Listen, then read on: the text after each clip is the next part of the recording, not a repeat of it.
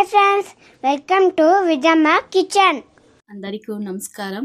ఈరోజు పప్పు ఉంటు చారు చేస్తూ ఉన్నాను. దీనికి కావాల్సిన పదార్థాలు టెంకాయ పేస్ట్ చేసి పెట్టుకున్నాను, తర్వాత చింతపండు లెమన్ సైజ్ అంతా ఊరబెట్టి నానబెట్టుకున్నాను, కారం పొడి 3 స్పూన్లు, నూనె తగినంత, ఒక ఆనియన్ సన్నగా కట్ చేసి పెట్టుకున్నాను, ఇంకొకటి పొడుగ్గా సన్నగా కట్ చేసి పెట్టుకున్నాను, పసుపు కొంచెం, 2 ఎండుమిరపకాయలు, తెల్లగడ్డ ఒకటి దంచి పెట్టుకున్నాను, కొత్తిమీర కొంచెం, టమాటోలు 2 సన్నగా కట్ చేసి పెట్టుకున్నాను, ఉప్పు తగినంత. నేను శనగబ్యాల్ని 1 అవర్ నానబెట్టి ఇలా పేస్ట్ చేసి పెట్టుకున్నాను.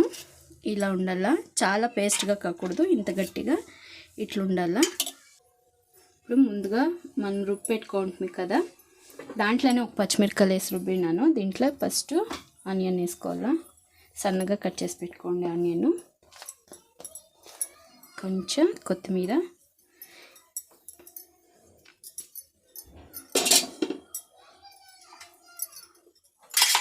తర్వాత ఉప్పు తగినంత ఉప్పు వేసుకోవాలా. ఇవన్నీ బాగా కలుపుకోవాలా. తర్వాత దీన్ని ఇడ్లీ కుక్కర్లో ఉడకపెట్టుకోవాలా. ఇడ్లీ ప్లేట్లో నూనె అప్లై చేసుకోవాలా.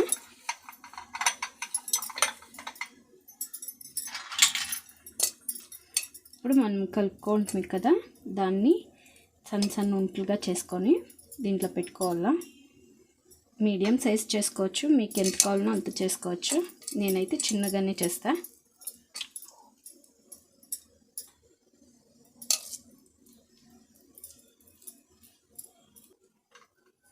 ఇప్పుడు ఇది అయింది, ఇంకొక ప్లేట్కి వేసుకుంటాము. ఇది 100 గ్రామ్స్ పప్పు అంతే. దీంట్లోని సుమారు ఒక 20 వస్తుంది, 22 అంత వస్తుంది.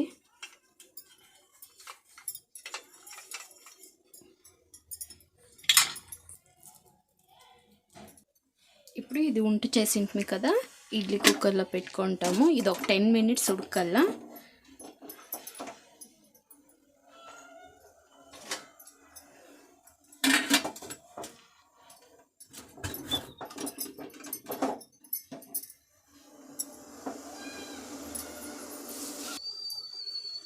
ఇప్పుడు పెట్టి 10 నిమిషాలు అయింది, ఉడికిందా చూస్తాము.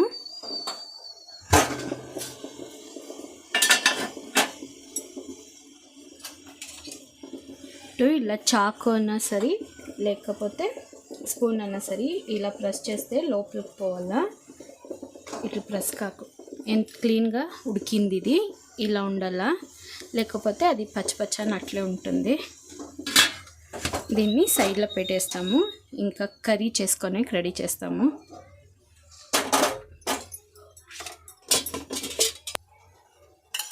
ఇప్పుడు అదే స్టవ్లో కడాయి పెట్టిండా, 4 స్పూన్ నూనె వేసుకుంటా.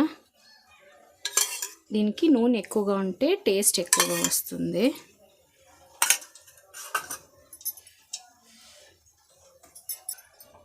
ఇప్పుడు నూనె ఉడకయింది, సాసులు వేసుకుంటా. జీలకర్ర,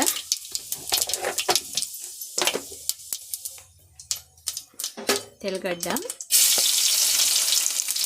ఎండుమిరపకాయ, ఇది కొంచెం ఫ్రై అయినాక ఆనియన్ వేసుకోవాలా. ఇప్పుడు అది ఫ్రై అయింది, ఆనియన్ వేసుకుంటా.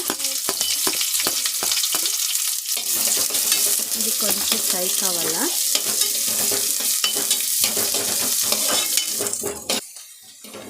ఆనియన్ బాగా ఫ్రై అయింది, టమాటోలు వేసుకుంటాము.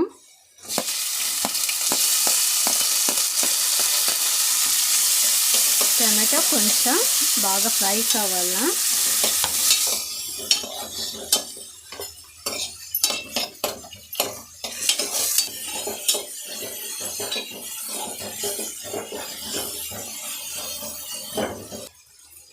ఇప్పుడు టమాటో బాగా ఫ్రై అయింది, పసుపు,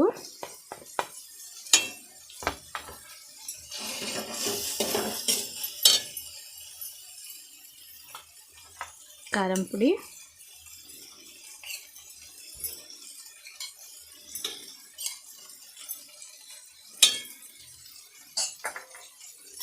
వేసి ఒక 5 మినిట్స్ ఫ్రై చేసుకోవాలా. తర్వాత చింతపండు పోయాలా. ఇది ఇప్పుడు బాగా ఫ్రై అయింది. చింతపండు గొజ్జు పోసుకుంటా.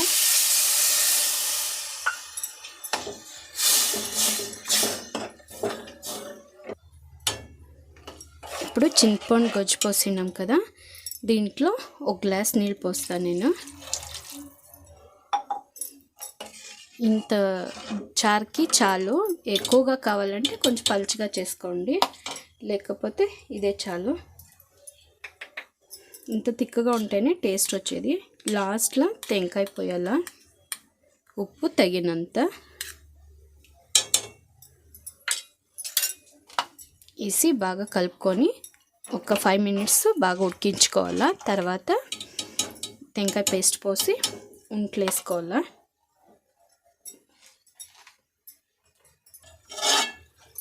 ఇప్పుడు ఇది బాగా ఉడికింది, పచ్చి స్మెల్ అంతా పోయింది. ఇప్పుడు టెంకాయ పేస్ట్ వేసుకుంటాము. నేను టెంకాయ పేస్ట్లో జీలకర్ర కొంచెం, సోంపు కొంచెం, గసాలు కొంచెం వేసి పేస్ట్ చేసి పెట్టుకున్నాను. సోంపు అంతా చాలా మంచిది, ఫ్లేవర్గాను ఉంటుంది, అందుకనేసి ఇంకొంచెం నీళ్ళు పోసుకుంటాము. చాలా తిక్కయ్య, కొంచెం పలుచగా చేసుకొని తర్వాత ఉంట్లేసి దింపుకుంటాము. ఒక 5 మినిట్స్ ఉడకపెట్టేసి, ఇది ఒక 5 మినిట్స్ ఉడకాల.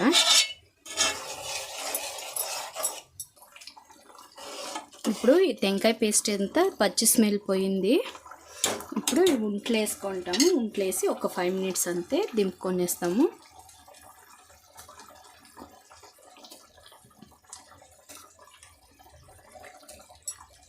ఇది చాలా టేస్టీగా ఉంటుంది, మీరు ఇంట్లో ఒకసారి ట్రై చేయండి.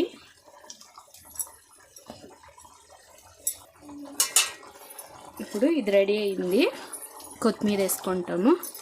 కొత్తిమీర వేసి దింపుకొనేస్తే రెడీ అయింది పప్పు ఉంటు చారు.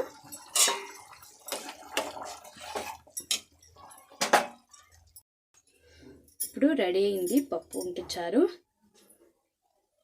మీరు ట్రై చేసి చూడండి, ఎలా వచ్చిందో నాకు కమెంట్లో తెలపండి. Thank you.